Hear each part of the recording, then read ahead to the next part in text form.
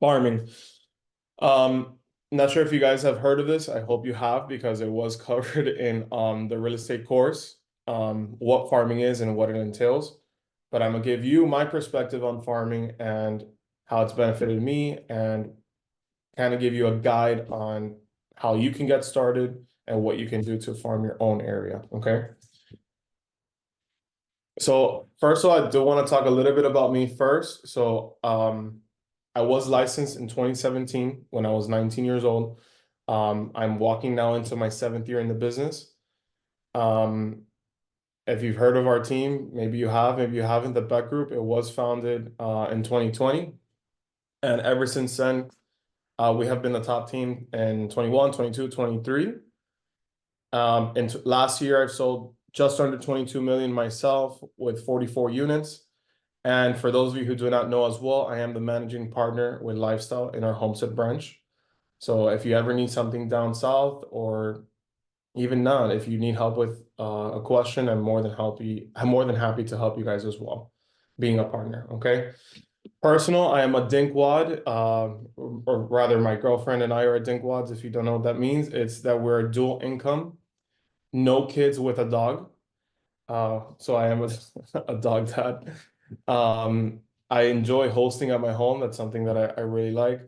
I do also enjoy playing pickleball. George, I don't think he's on here, but I think he wants to smoke.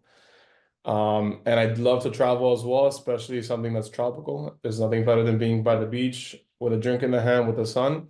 This is my opinion, but just wanted to give you guys a little bit of background on me for those who may or may not know me. Okay. As I go through the presentation, if you guys, we do have a Q&A at the end, but if there is something that question that you may have during the presentation, just throw it in the chat or raise your hand or unmute yourself. That's fine. So this is just the definition, I guess, of what is farming, right? So farming in real estate refers to the practice where a real estate agent focuses on a specific geographical area or type of property to build and nurture relationships with homeowners and potential buyers. This strategy involves consistently marketing in the area, staying informed about local market trends, and establishing oneself as a go-to expert in that community. And that last sentence there is the key here, is that you want to be known as the go-to agent. Okay. If you're just starting off, it's important to just start with a small sector, a subdivision, and then once you kind of have your feet wet in your farm, then you can go ahead and scale to at a larger scale. This is pretty self-explanatory, but if you do have any questions, please let me know. So when it comes to picking your farm, there's the best two routes. The first one is, in my opinion, the best is where you live. Where you live, why? Because you already know the neighborhood where you live. You may already have any connections in the neighborhood. You know your neighbors, okay? If you're hanging out with your neighbors, and more than likely, they may know what you do for a living. They know you're a realtor. Also, since you already own or live in the neighborhood, you can relate to them because you live across the street, right? You have some kind of relation, something that's relatable, right? Also, you may find out that it's easier if someone's going to sell. What that means is you see someone across the street is hosting a garage sale. Sometimes that could indicate that there's a potential move, right? Or your neighbor tells you, hey, this person over here is looking to move to Georgia. Why don't you reach out to them? So picking where you live is probably the top choice, in my opinion, where to start your farm. However, the second option probably is where you've sold. So if you sold a property, you already have a proven track record, right? Because you did sell a property in that subdivision or in that new farm that you want to pick. Now, if you sold two or three, now you really have the proven track record that you can say, this is my farm, right? You ideally want to go on that second route if you have at least two sales. ideally, number one is probably the route to go if you're just starting off. Anybody have any questions with that so far? Okay, researching your farm. So if you want to become the expert, right, you need to know it all. Everything about your farm, you need to know it, because if you're gonna proclaim that self-proclaim that title as I'm the go-to agent of this subdivision or of this area, you need to know everything about it. In my experience, the more cookie cutter neighborhoods is an easier route to take. Why? Because you can know the different model homes, for example. And I'll get into what my farm is, and I'll tell you all about that up forthcoming. But you need to know what the comps are, who just sold. Like, you need to have an auto email set up for it. You're sending it to yourself anytime a new listing becomes active, when something went under contract, pending or active a contract, when it closed, if it went withdrawn, expired, canceled. You need to know everything that's going on in your farm, everything.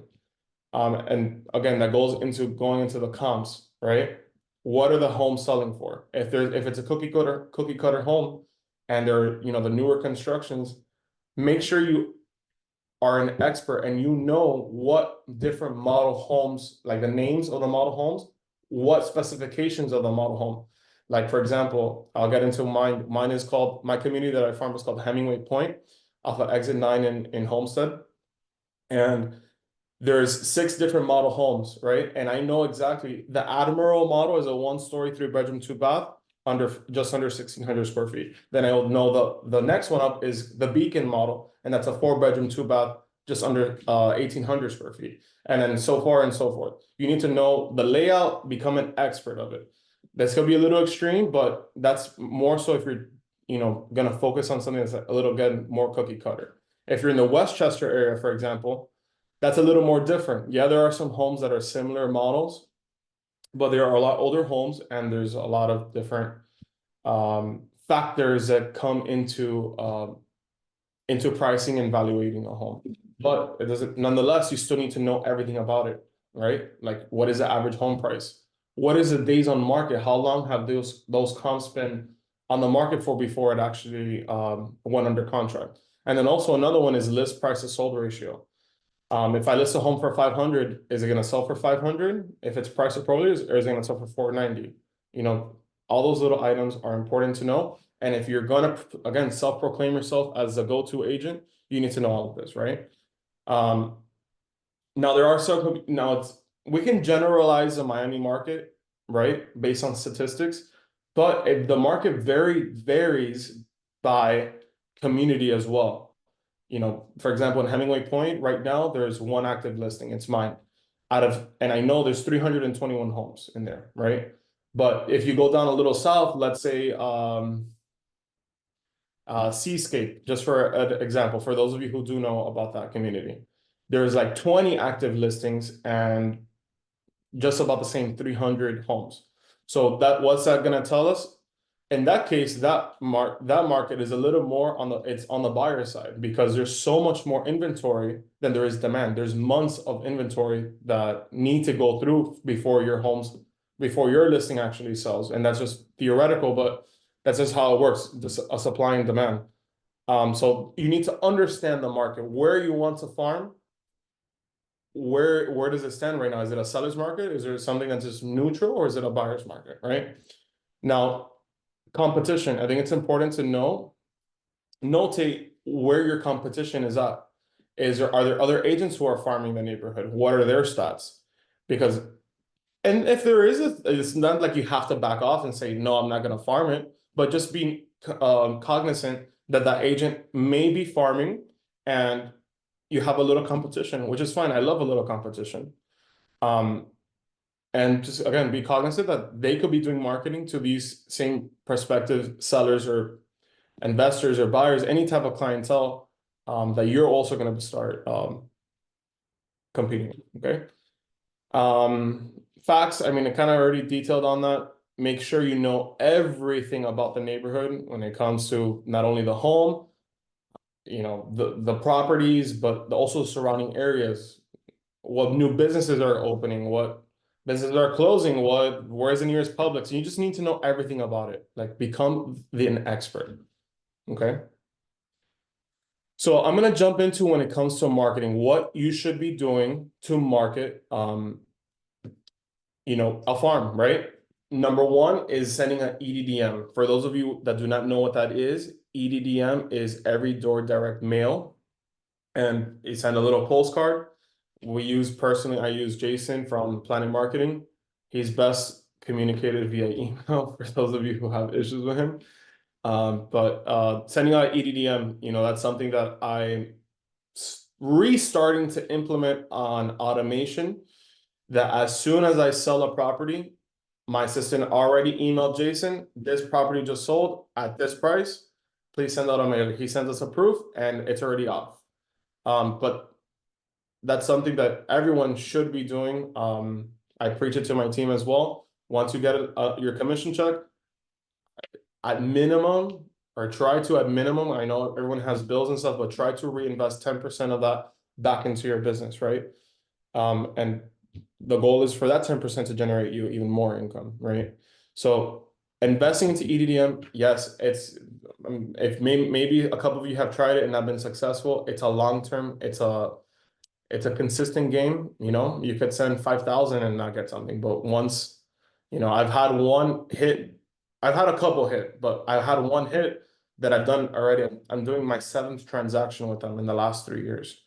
So it will definitely pay off, and that's paid off for the next 20 years as well of EDM.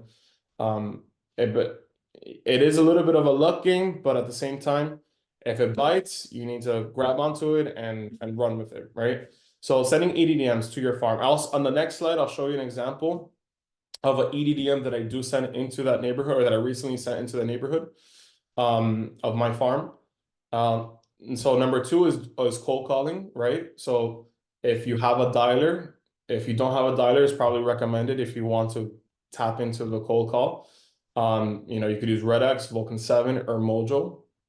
Any dialer of your choice would work, but cold calling your farm, letting them know about an upcoming listing, of that you just want under contract on your listing, or asking if they have any interest in selling, that you live in the neighborhood, or that you're the go-to expert in the neighborhood, that you may have a buyer for their home. If there's ever been any interest, to please let you know. Number three is door knocking. It's, I know, the most tedious and probably the most hated among real estate agents. Leaving door hangers in the community. If you really want to focus on a farm and hit it hard, this is an item that you should, because if you door knock and you get to at least have some kind of conversation, that's very valuable, because you just made a connection.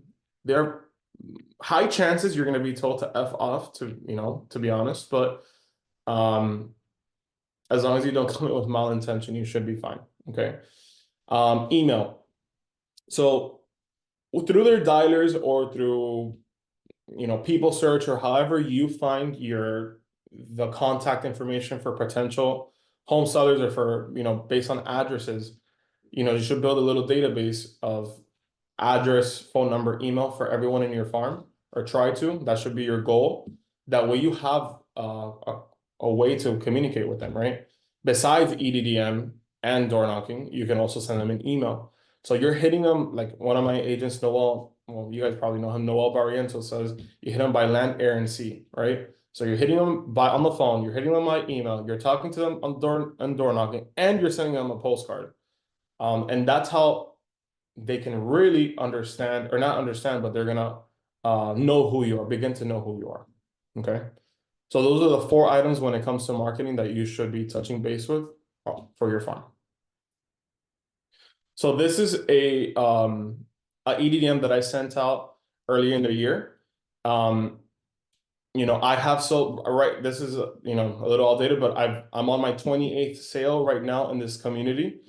Everybody knows who I am. So I have adopted, because a couple people have joked about it in the community, and I adopted it. I on my for sale signs, I put a rider under it that says the Hemingway King, right? Because that's the name of the community, and that's why you see these little emojis of the crown. Because I've done so much in the neighborhood, and everybody knows who I am. For the most part, I am the go-to agent, right? So since I've done over 25 homes, I'm constantly sending this out. Everyone knows who I am. People message me on Facebook, hey neighbor, I keep getting this. Now, I did recently move out of the community. However, my parents still own and live there. So, I still have an in that I can kind of get away with that I'm still their neighbor. Because kind of am. But nonetheless, everyone knows who I am, right? And that's the goal, because if they don't know who you are, how are they gonna how are they gonna hire you if they don't know who you are, right? That's just something that you have to keep in mind. You have to throw yourself out there, especially if you're trying to farm. All right. If you guys want to take a picture of that or whatnot, you can. Okay. What do you recommend we set those emails up? Not sure I understand your question, Lau. What if you haven't sold in the community yet? So that is the hardest part to get started, is what if you haven't sold, right? So that's when I'm gonna get into the next slide with that. Okay. So outreach. Okay, to set up an auto email for yourself, just if you pick a farm on the left-hand side where you can pick if it's active with contract pending, select all of them. Do a map search or a subdivision search of your farm, send it to yourself, and that way, as soon as something comes up, you can be notified. Okay, that's how you set it up. That makes sense. So, Shai, if you don't know, if you haven't sold in the community, this is a good way to kind of get started. Apart from being friendly with your neighbors and all that good stuff, I know many neighbors are not really receptive to that right now, but outreach. A Facebook group has helped me tremendously, tremendously, tremendously. Now, keep in mind, guys, I'm on my 28th sale in the community, but this has been, 5 or 6 years in the works of farming this neighborhood, right? So it has taken some time. Don't expect something overnight. So, Facebook group, right? So search on Facebook if your neighborhood has a page or group. Okay. Chances are that it does. If they don't, then make one. Make one, right? I highly advise to not solicit your services like publicly, right? Why? Because then you're gonna get like not the reaction that you're wanting, to be honest with you, until you have your farm pretty set up. But if you're starting off, do not solicit your services. If you have your professional headshot a as your picture, as your profile picture, and you throw something on there. Oh, does anybody know when the trash or the next recycle date is? Just something as stupid as that. People are nosy. They're gonna click on your profile, because it will happen. People click on your profile. They're gonna see your picture, and they're gonna be intrigued. Oh, what is this? They could be intrigued. What does this person do? And then make sure on your bio you have, uh, what you are and what you do, right? Um, Building on the Facebook group is crucial. Okay, it was crucial for mine. Um, Another item is Nextdoor app. I personally have not really, played with that too much. A lot of my agents have, and I've heard of other agents as well that they play on the Nextdoor app. Again, you don't want to really solicit so much, like, hey, does anybody want to sell or buy or rent? Like, you're not gonna get the engagement that you want, right? Just being a normal human being that's part of a community is gonna take you farther. If you're part of an association, attend the meetings. That's something I did every single time at the start of this. Now again, I did help because I lived in the community, so I was part of it, or I could attend the HOA meeting. If you are not, if you're not located within a subdivision of an association, then you probably won't have that. If your association throws events, for Christmas, for 4th of July, whatever the case is, participate in that, volunteer, host an event. One of the nights a long time ago, back when, probably like 2018 or 2019, I hosted a movie night for the community. And like in the green area, we threw up a projector with a movie, and we had popcorn and all that stuff, and it was all sponsored by me.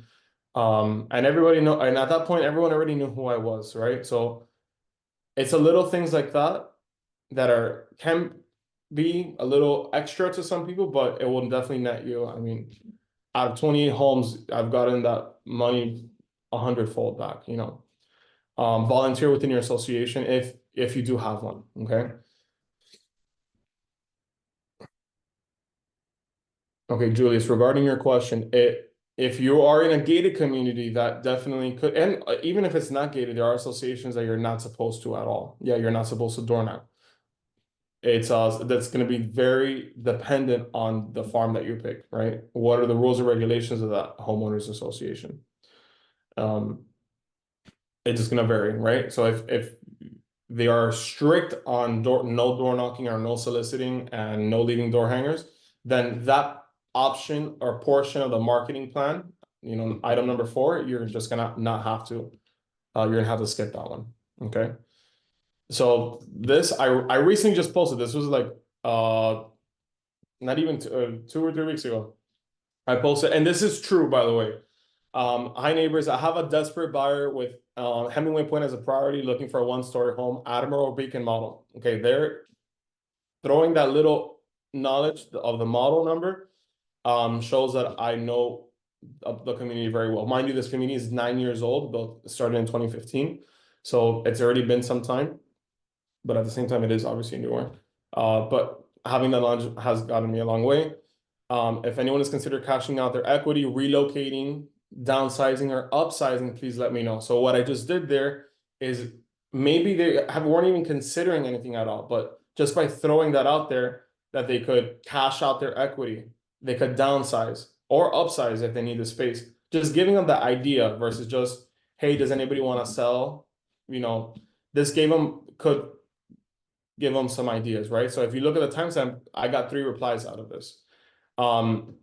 This guy I've talked to quite a few times, but hey, brother, I'm not really looking to sell, but what do you think my house would go for? It's an Admiral. I saw your post.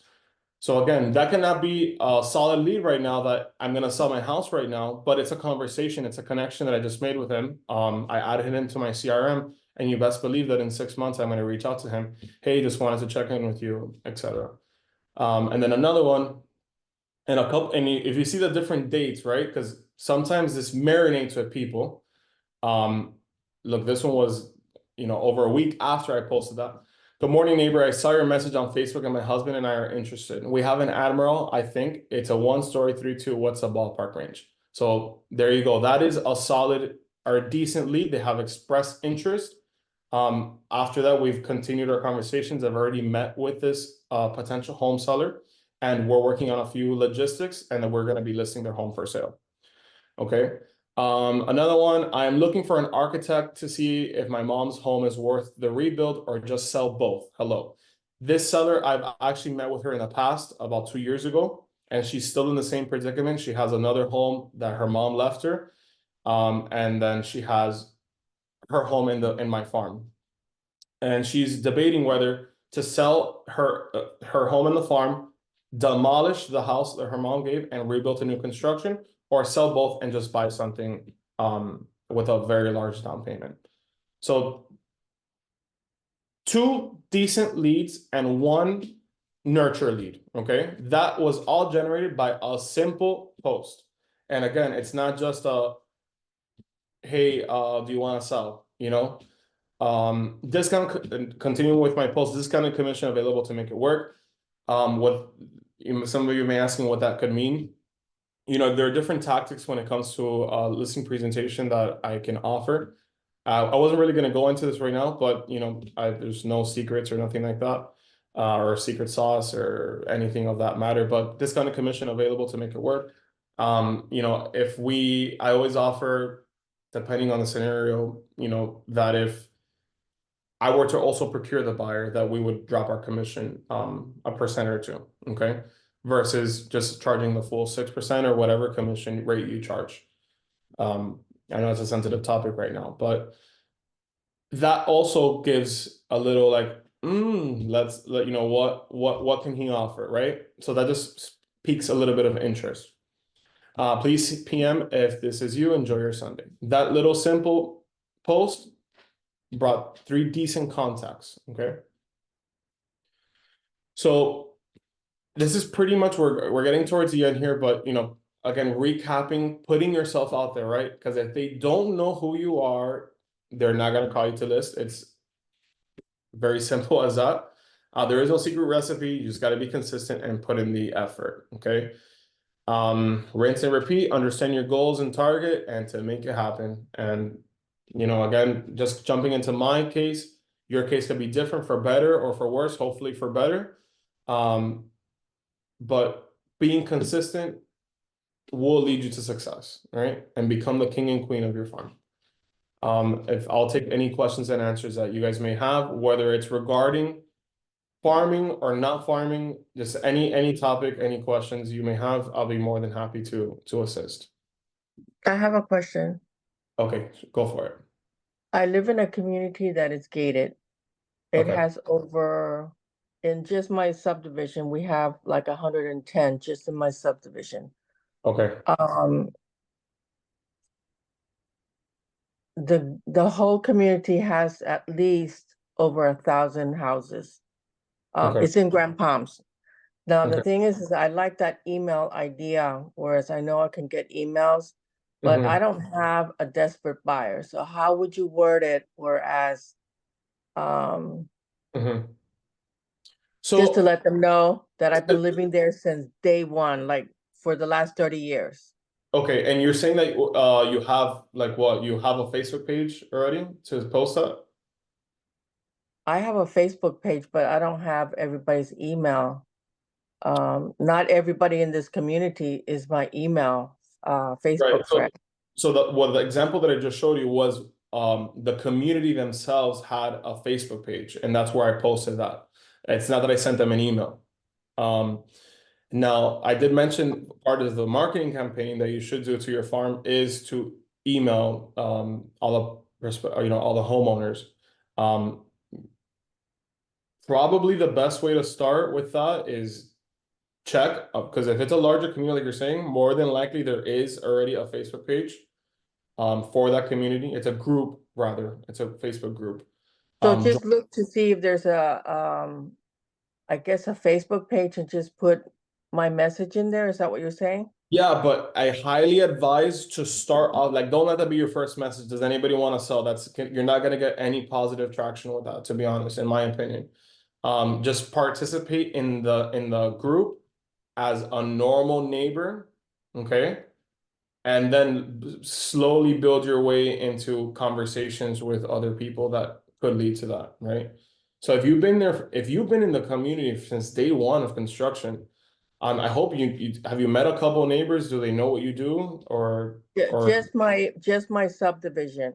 And in fact, I'm going to be on the board this coming December, and Mhm. there's a group of us that's going to just knock in my subdivision Mhm. to get votes. So I already have postcards ready to be made, and it's just introducing myself, and as I Okay. door knock to get votes, I'm going to give them that postcard, but it's only in my subdivision. Have you by chance did you put that you're a realtor on that postcard? Yes. Let me see. I think I did. Okay, because if you did, that would be fantastic because that you're campaigning basically for your position on the board, and there's a little resume about yourself. Like I am a Yes. real estate agent. I've been there since day one of the community. That could definitely help you out if you Okay. did. All right. Thank you. No problem. Anybody have any other questions, guys? I'm good on time.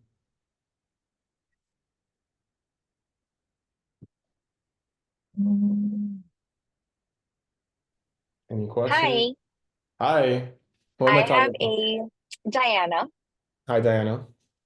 I have a quick question. So let's say something like new constructions or new developments. If you wanted to farm something like that, how would you maybe approach that?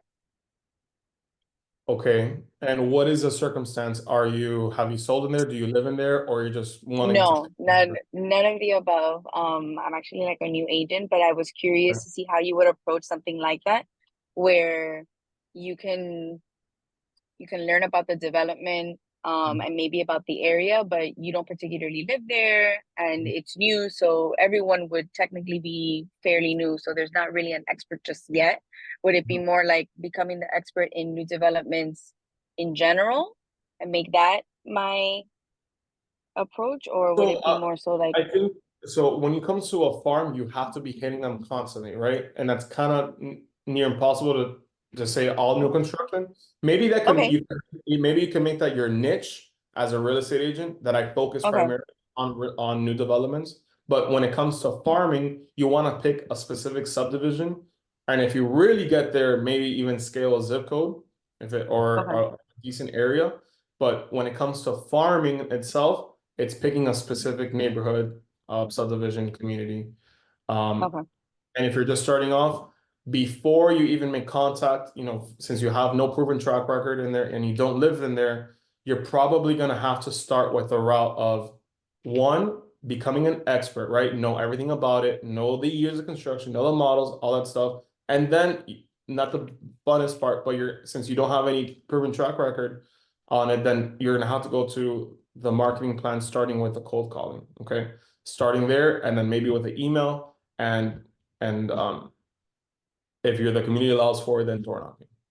okay, But that's the route you should take. You can make it a niche of yours to that you're a new construction expert, but expert, when it comes to farming, definitely sticking to a specific neighbor because you want to consistently hit them. makes sense.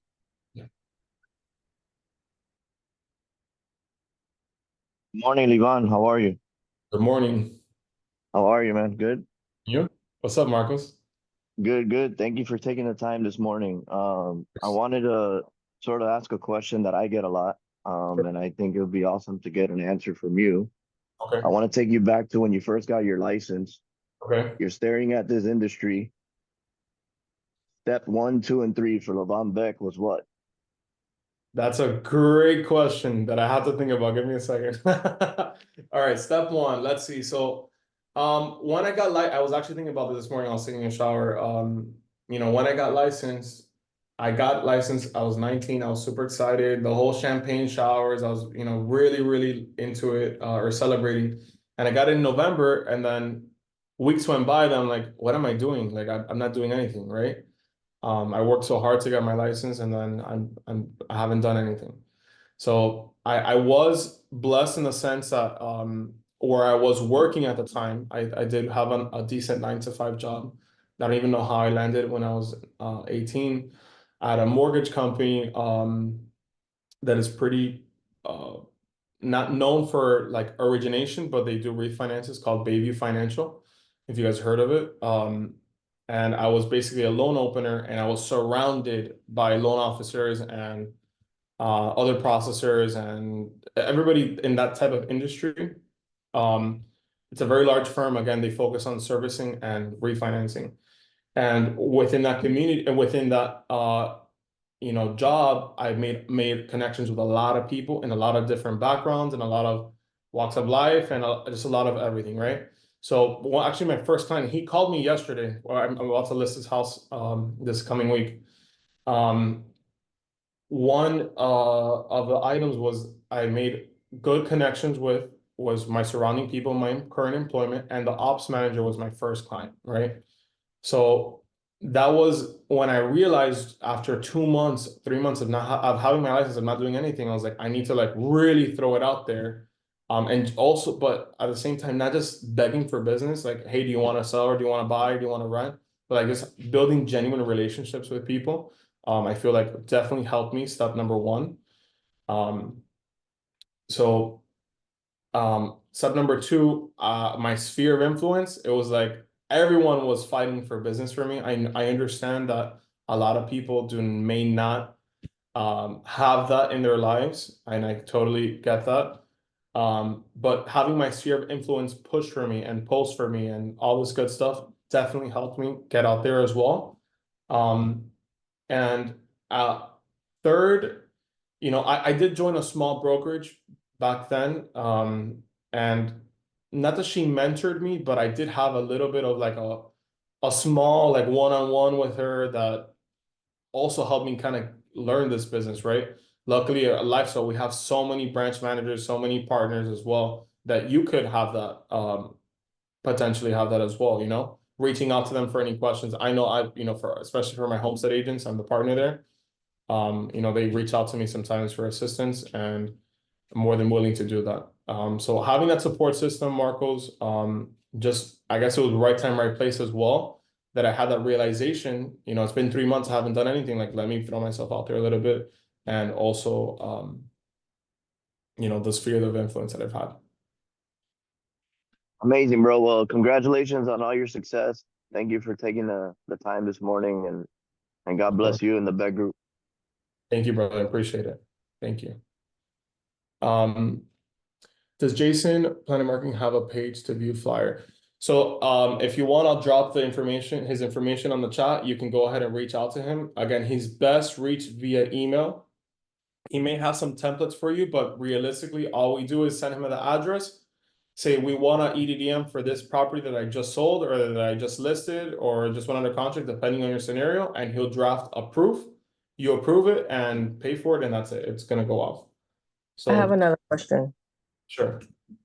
I also do cold callings. What is your best line when they keep saying, bring me a buyer? Okay. This is on for sale by owners. Okay, so that's something that I do not focus on, or I don't practice, to be honest with you. So I probably will not be the best person to answer that. You know, for sale by owners have never been my pick in finding business.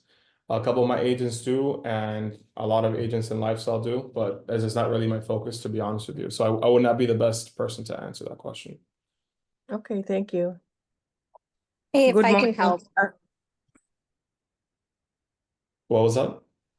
Hey, no, I was just gonna say if I could help. I'm Angela, for the question that she had for the for sale by owner. Sure. I do them. So the way I would do is, again, similar to what he's saying, is focus on the relationship.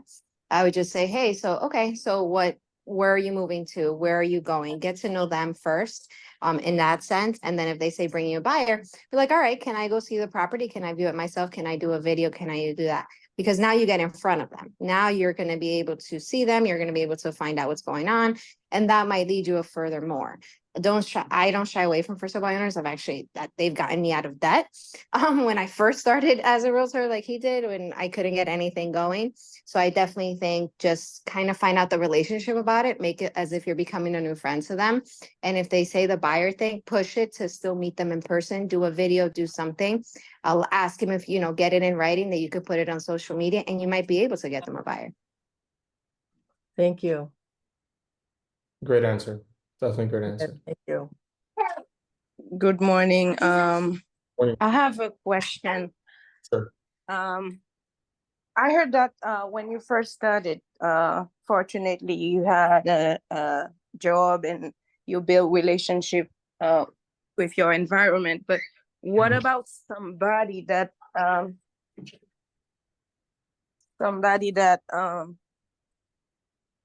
let's say somebody who just came in this country and doesn't have any known person or friends? What is the best advice to that person so the person can start in the business? Right. Okay. So your sphere of influence is the low-hanging fruit, right? That's what everyone loves to do because it's easy, right? Now, if you don't have that, you have to put in the hard work, right? What is the hard work?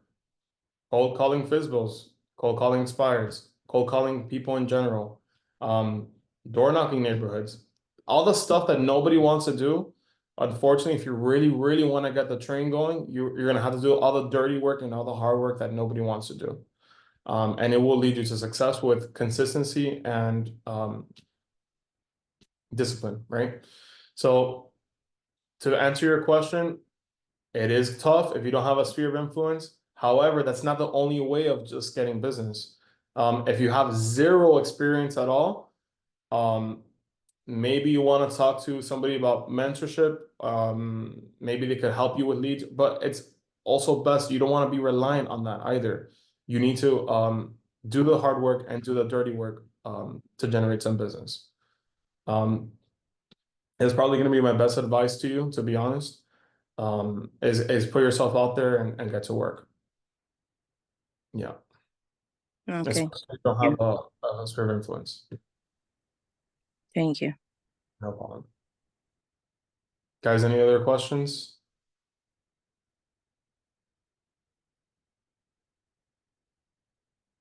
Anybody else before we get out of Yeah, here? I have a question. Sorry. No problem. Talk to me. Yes, I would like to know how to farm around the listing just sold. Okay. So if you just sold the listing, number one item, it's something I discussed in the presentation. The 4-part of marketing plan, EDDM, every door direct mailing. I put Jason's information in the chat. He's best reachable via email. Send out an EDDM. He'll know, he'll show you the route for USPS, for the postal service. He'll draft up a proof for just sold, and send it out to all the surrounding areas. Okay. That's gonna be number one. But again, again, hitting them by land, air, and sea. You may want to also call them, cold call the neighborhood. By using a dialer, you should be able to do a neighborhood search. If you don't have a dialer, and this is something that you really want to focus on. If you want to farm, you're gonna need to get a dialer. It does cost some money to get your business going, or if you want to scale your business, it's not always free items, right? You have to spend some money into marketing, especially if you just sold. As I mentioned, you need to invest 10% of your commission back into your business because it's going to lead you to more business. So investing into a dialer, dial the neighborhood. Hey, I just sold the Rodriguez family's house across the street from yours, etc. Right? And then ADDM, we're going to discuss that. Door knocking, if it's permissible and there's no rules and regulations against no soliciting, definitely go ahead and do that. It's tedious, it's annoying, it's going to be hot, you're going to be sweating, but you can engage in conversations. And again, you're hitting by land, air, and sea. Email, sending them an email campaign. If you don't have a dialer, get a dialer because most of them may have email addresses that you can pull up for a specific neighborhood. Sending them out an email campaign, hey, I just sold XYZ's house, and whatever advertisement script you want to give there. Okay. That's my advice to you, Miguel, on how to farm something that you just sold.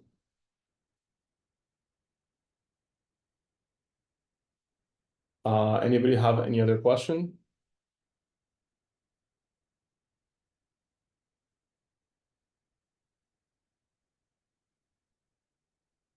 We're good? Alrighty, guys. Well, I hope you guys have a great day. Julius, I'm sorry, I just saw your message right now. How often do I send out a mailing? As soon as to the farm. If it's to the farm, I'm now starting to do it twice when we go under contract. Especially if it's like under contract in 5 days or 3 days, I'll send one out under contract in 3 days, whatever, to my farm. And especially when I just sold that without even hesitation. Once the final walkthrough is scheduled, like we're closing, my admin is already sending out an email to Jason, letting him know to please draft a EDDM proof for this specific address and what price it's getting sold at. So as soon as we have a closing upcoming, there's an EDDM going out, especially to the farm, because even without the farm, I am sending it out as well. Even if it's not my farm, I'm sending out that marketing. All right. Any last question before I close out again? All right, guys. Well, I hope you guys have a great rest of your day. It's Tuesday. Let's get it. And again, I'm reachable if you guys have any other questions. Okay. Everyone have a great day. Bye.